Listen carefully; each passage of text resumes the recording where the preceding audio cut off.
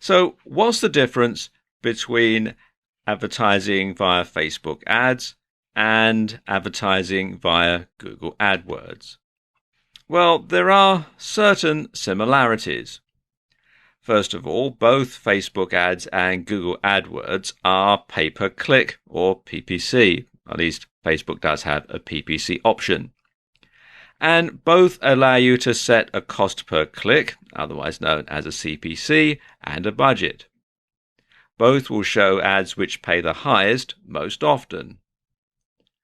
Both allow you some degree of targeting, and both have different ad types which enables you to match the ad to the target audience.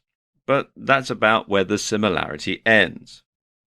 So let's take a look at some of the key differences between advertising on Google AdWords and advertising on Facebook ads.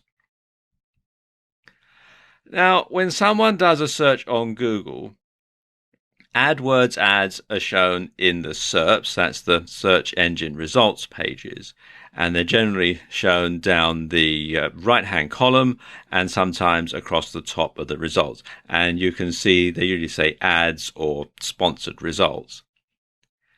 And you can also show an ad on somebody else's website via Google's AdSense program, meaning you can reach a very wide audience with Google AdWords.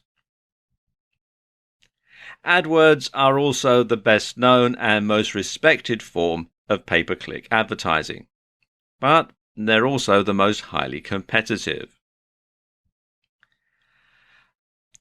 Facebook ads, by comparison, are seen only on Facebook and Instagram now that Facebook has acquired it. So it's not so wide an audience, so it's not as expensive. Well, most of the time anyway. But the thing about Facebook ads and where Facebook ads really score over Google AdWords is they offer more precise targeting, especially when you're advertising on Facebook itself. Now, let me give you an example of how this works. Let's say, for example, you have a store selling wedding dresses. You can set it up so that only women who list their status as being engaged and live within a certain distance of your bricks and mortar store are going to see that ad. Nobody else will. Other women who live within that certain radius but are single or married already and therefore aren't going to be interested in a wedding dress, they're not going to see your ad. Likewise, women who are engaged but live further away than the distance that you've set, and therefore it's too far for them to go and pay a visit to your wedding dress shop, they're not going to see the ad either. So you can really drill down and only make sure that your target audience actually sees that ad.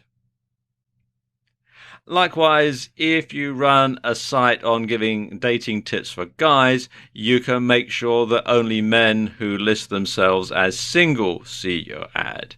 Men who list themselves as being married or in a relationship, they're not going to see your ad at all.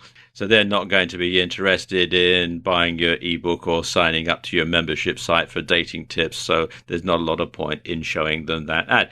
And this is where Facebook advertising really scores, is because you can really zero in on a very, very specific type of person. Your ideal customer, you can decide what he or she is, and then you can make sure that only those people who fit the very narrow criteria see your ad, and therefore they're more likely to buy your product or service, and you're more likely to make a successful sale. That's the sort of thing I mean.